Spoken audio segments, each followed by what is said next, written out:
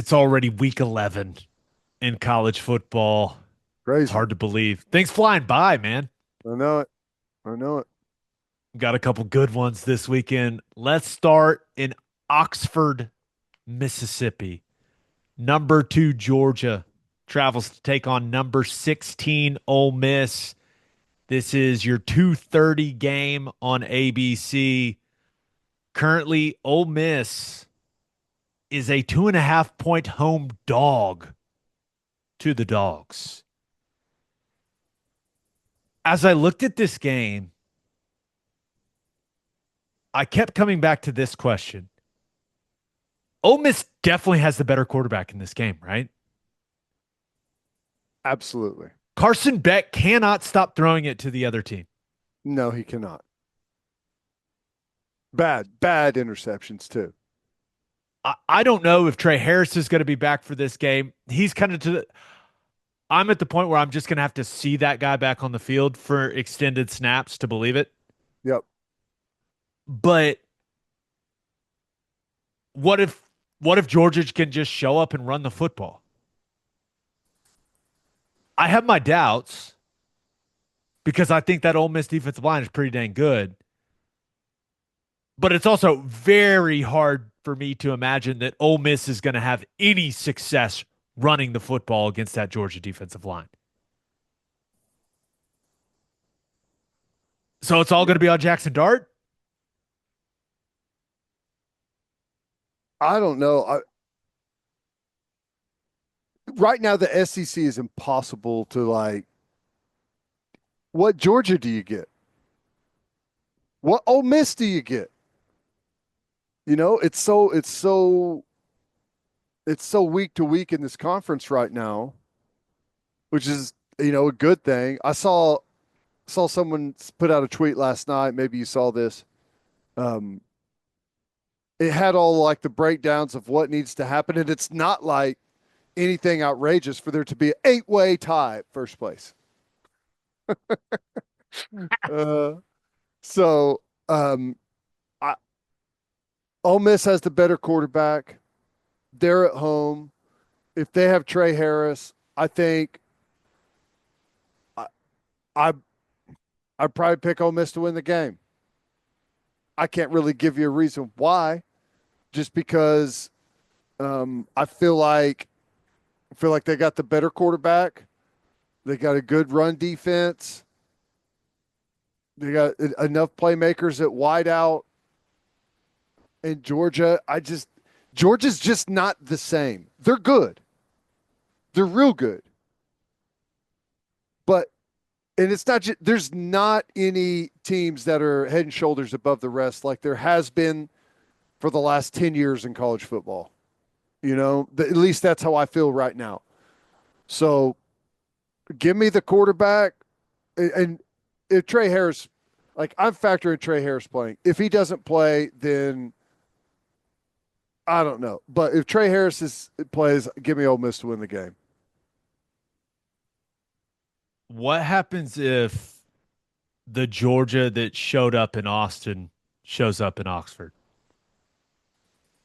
That's what I keep coming back to is we know that version of Georgia exists. Well, what version of Ole Miss are they showing up against? It doesn't matter. If that version of Georgia shows up, Ole Miss can't match it. Well, that's true. I think Georgia wins that game, but I mean, if you get Georgia at their best and Ole Miss at their best, Georgia's got more players. I mean that's a fact. Um, Maybe you give a little bit more to Ole Miss because it's at home, but it's not enough to cover the players Georgia has. But I don't know.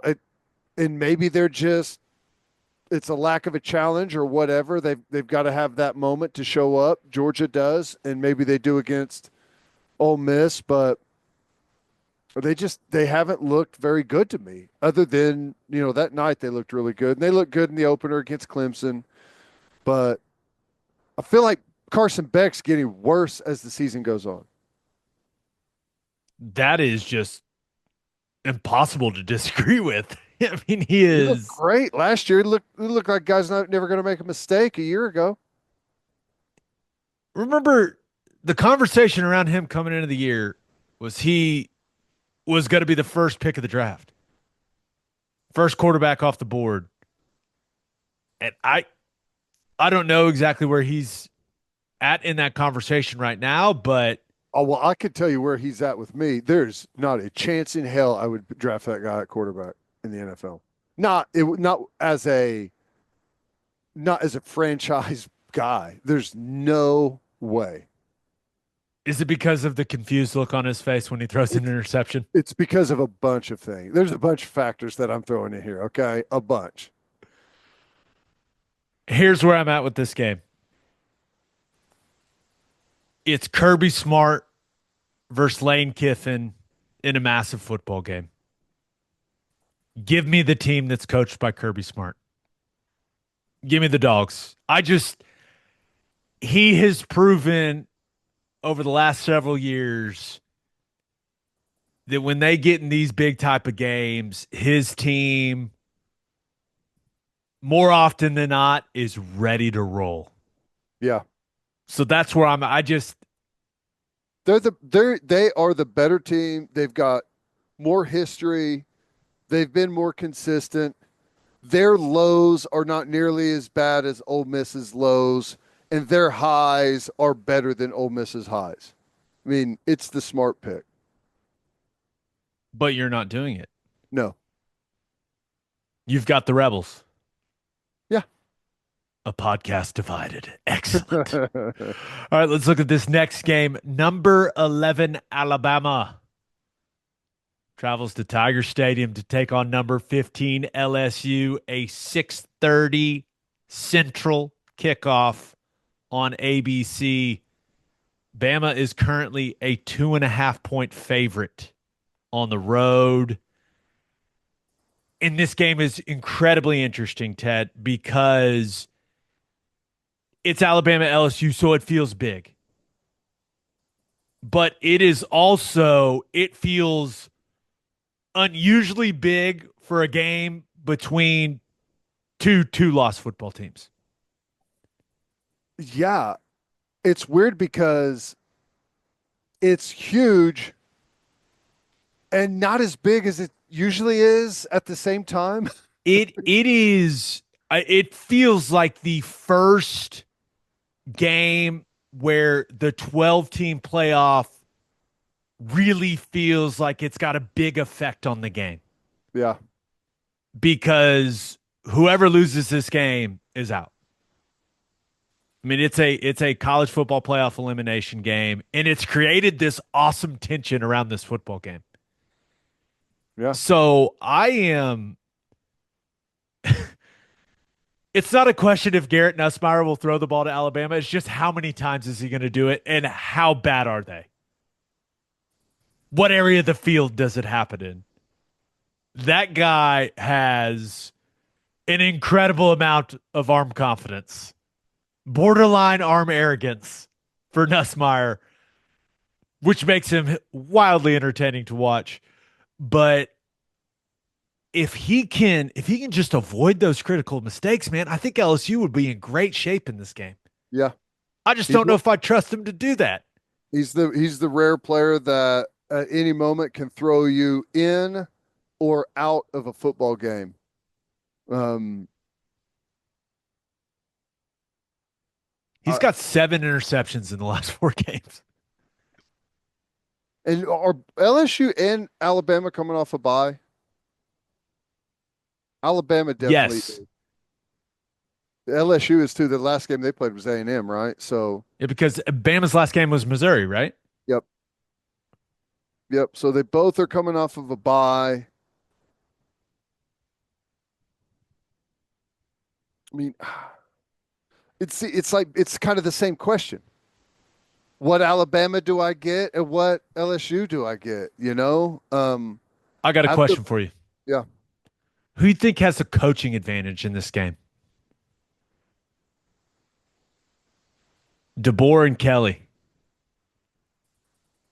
Brian Kelly loses a lot of big games. but it's not like Kalen DeBoer has some long, extensive history of winning huge games, at least at this level. Not to Okay. not to minimize anything he did at Washington a year ago. That was a hell of a run, but Okay, let me ask you this though. Um, what if Alabama doesn't complete that crazy game against Georgia? If they don't get that one play touchdown, how different are we looking at them right now? And I know they have another loss. I'm not really talking about record and whether or not they're in the playoff or not. I'm just saying, like, if that collapse would have held, what are we saying about Kalen DeBoer right now as a coach? I don't think people would be saying nice things. Because like that, I don't know that any great coaching or anything brought them back into that game. It was that young deer at wide receiver they had. The You know most what I'm saying? graceful man in college football. Yeah. So to the point of the who has the coaching advantage, maybe it's Alabama, but it ain't anything like it's always been coaching advantage wise with Alabama and LSU. I mean, that's a big equalizer, and they're going on the road. I mean, the two losses they have are on the road at Vandy and on the road at Tennessee. Every fiber of my being is telling me to pick LSU to win the football game. So I'm going to go ahead and take Alabama. I wish I had. I'll lay them with the Crimson Tide because I do trust them. I think in a game like this, things get tight. There's like some nerves. I think there's a lot of value in just being able to run the football. And I trust Bama with, of course, with what Milrow can do with his legs, with Miller and Haynes at running back. I trust them to be able to run it more consistently than LSU, and I think that will allow them to control more of the football game and to handle that environment that they're walking into.